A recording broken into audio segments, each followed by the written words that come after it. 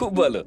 ঠিক আছে সেবকেরা, তাহলে এটাই নিশ্চিত রইল, অশ্বমেধ যজ্ঞে এই অশ্বকেই প্রয়োগ করা হবে। শীঘ্রাতি শীঘ্র একে সাজিয়ে ফেলো তোমরা।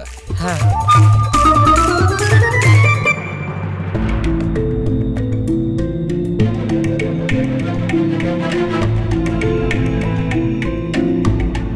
কি হলো রুক্মিণী?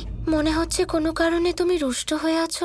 রুষ্ট নই আমি রাধা, কিন্তু হ্যাঁ, আমি খুব দুঃখ পেয়েছি ঠিকই। শ্রীকৃষ্ণের সাথে যজ্ঞে বসার আমার প্রবল ইচ্ছে ছিল, কিন্তু এখন যেন মনে হচ্ছে যে আমি সেই সৌভাগ্য কখনোই পাবো না। দুঃখ পেও না রুক্মিণী, তুমি কৃষ্ণের সাথে অবশ্যই যজ্ঞ করবে। দেখো, যজ্ঞের সব ব্যবস্থা হয়ে গেছে, নিশ্চিতভাবে যজ্ঞ হবে। কিন্তু কখন রাধা? মহারানী জয়, দ্বারকাধীশের রানীরা দ্বারকাতে আগমন করেছেন। আপনাকে ওনাদের স্বাগত জানার জন্য নারদমুনি আপনাদের ডেকেছেন। আমি বলেছিলাম না অবশ্যই যজ্ঞ হবে। হ্যাঁ, চলো।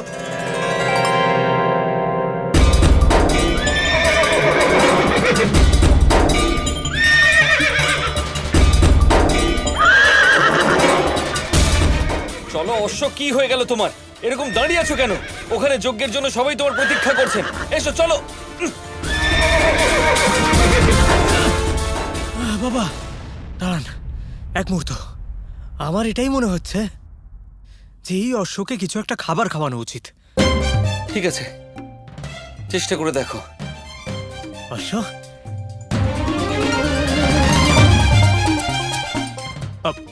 বাবা আপনি আপনি চিন্তা করবেন না, আমি চেষ্টা করছি। হ্যাঁ যাও। মহোদয়, আরে ভয় পাবেন না, ভয় পাবেন না, দয়া করে আমাদের সাথে চলুন, যজ্ঞে দেরি হয়ে যাচ্ছে। আরে এখন আপনি না গেলে অনেক দেরি হয়ে যাবে, আর দেরি হয়ে গেলে তো দয়া করে বুঝুন আর আমাদের সাথে চলুন। বাবা উলমুখ, ছেড়ে দাও। এই অশ্ব যখন এতটাই জেদ করছে, তাহলে আমাদেরও চাই না এরকম জেদি অশ্ব।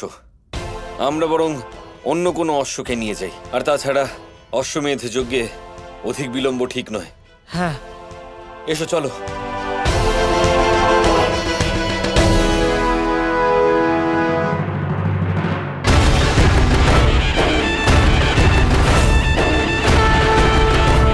দেবী রাধা যজ্ঞের জন্য শ্রীকৃষ্ণের সকল পাঠরানীরা উপস্থিত হয়েছেন।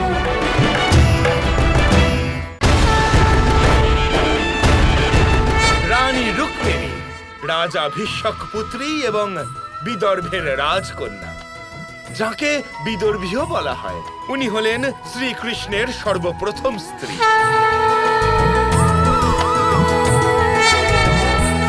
মহারানী সত্যভামা, ওনার পিতা রাজা সত্যজিতের কাছে একটি মূল্যবান মণি ছিল, সামন্তক। শ্রীকৃষ্ণের শৌর্য এবং পরাক্রম দেখে অতি প্রসন্ন হয়ে উনি ওনার অত্যন্ত সুন্দরী পুত্রী সত্যভামার বিবাহ দিয়েছিলেন শ্রীকৃষ্ণের সাথে। দেবী জাম্ববতী ঋক্ষরাজ জাম্ববানের পুত্রী, আর যুদ্ধে পরাজিত হয়ে রাজা জাম্ববানের আগ্রহে শ্রীকৃষ্ণ দেবী জাম্ববতীকে বিবাহ করেন।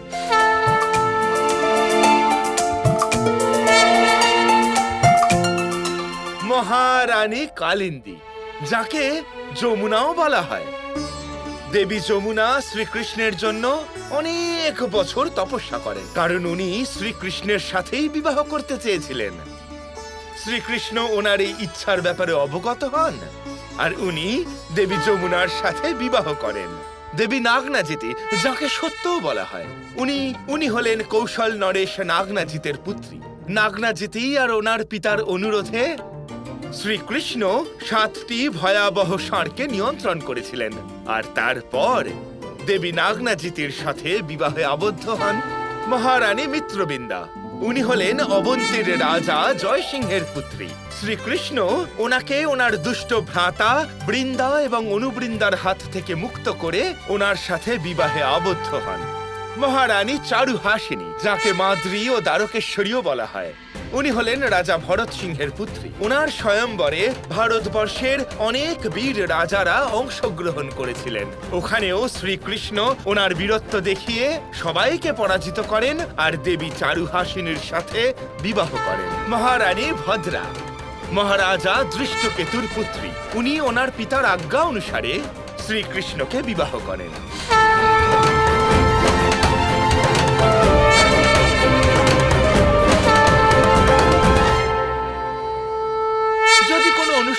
জন্য পুরো পরিবার একত্রিত হয় তাহলে অত্যন্ত আনন্দ লাভ হয়। নারায়ণ নারায়ণ। শ্রীকৃষ্ণ, আপনি নিশ্চয়ই এটা ভাবতে পারেননি যে আমি সকল রানীদের এখানে নিয়ে আসব। প্রভু, চকিত হয়ে গেছেন না? হ্যাঁ হ্যাঁ, আপনি তো আমাকে অবাক করে দিয়েছেন নারদ মুনি। কিন্তু আমিও একটা বিশেষ কাজ করেছি আপনার জন্য। প্রভু, আপনি যখন কিছু করেছেন তা নিশ্চয়ই বিশেষ হবে।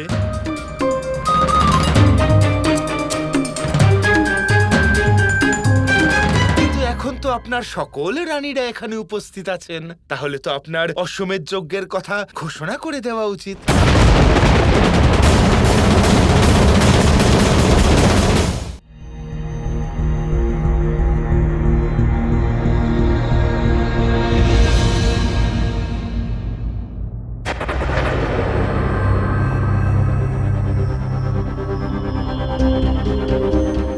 আসন্ন নবমী তিথি অশ্বমেধ যজ্ঞর জন্য শ্রেষ্ঠ লগ্ন। আমাদের ওই দিনই অশ্বমেধ যজ্ঞ আরম্ভ করে দেওয়া উচিত প্রভু। অবশ্যই, কেন নয় নারদ মুনি, আমি অত্যন্ত উৎসাহিত। আপনি তো জানেন সবকিছু কি তৈরি অশ্বমেধ যজ্ঞের জন্য? হ্যাঁ হ্যাঁ, সব ব্যবস্থা হয়ে গেছে। এমনকি দেবী রাধা ও শ্রী বলরাম অশ্বচয়নও করে ফেলেছেন। আচ্ছা, খুব ভালো। কোনো অশ্বই নিজেদের নিজেদের স্থান থেকে নড়ার নামও নিচ্ছে না। কি? আমরা অশ্বশালা থেকে প্রতিটা অশ্বকে এখানে আনার প্রয়াস করেছি, কিন্তু আমাদের সমস্ত চেষ্টাই অসফল হয়েছে। আমার এটাই মনে হচ্ছে যে আমাদের অশ্বমেধ যজ্ঞের জন্য অন্য কোনো অশ্বের ব্যবস্থা করতে হবে। হ্যাঁ, এটা ঠিক বলেছেন।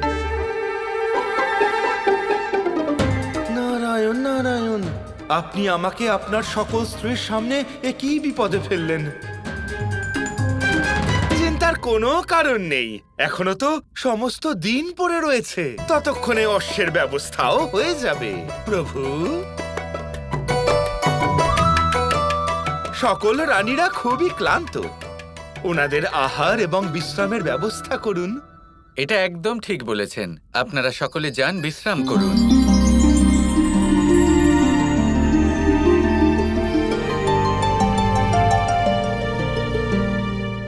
নারায়ণ নারায়ণ। কালকের মধ্যে আমি অশ্বের ব্যবস্থা তো অবশ্যই করব প্রভু। কাল অশ্বমেধ যজ্ঞ অবশ্যই হবে।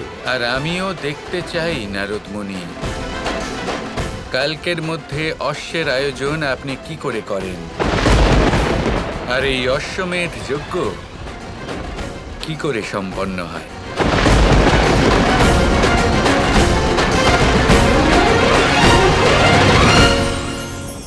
যোগাসন। যোগাসনে আসন অত্যন্ত গুরুত্বপূর্ণ। এবার আমি বলবো সবথেকে শ্রেষ্ঠ আসন কোনটি। আশ্বাস। নিজেকে আশ্বস্ত করতে থাকুন যে আমি আছি, সব ঠিক হবে, যা হচ্ছে ভালোর জন্য হচ্ছে। এই আশ্বাস আপনাকে জীবনে এমন ধন্যাত্মক বিশ্বাস দেবে যে আপনি বড় বড় সমস্যার সমাধান করতে পারবেন। এবার যদি কথা বলি সবথেকে কঠিন সময়ের, তাহলে সেটা হলো বিচ্ছেদের। যা মা সীতাকে সহ্য করতে হয়েছে শ্রীরামের জন্য, রাধা কৃষ্ণকেও সহ্য করতে হয়েছে। যে ব্যক্তি বিচ্ছেদের সময় সঠিক পথে চলে এসেছে, সে জীবনে অনেক শ্রেষ্ঠ স্থানে অবশ্যই পৌঁছতে পারবে। এবার যদি কথা বলি সবথেকে জরুরি এবং গুরুত্বপূর্ণ সময়ের, তাহলে সেটা হলো সংযোগ। সকলকে সাহায্য করতে থাকুন। আপনি অন্যদের সাহায্য করে তাদের যত আনন্দ দিতে পারবেন, ততটাই আনন্দ আপনারও জীবনে অবশ্যই আসবে।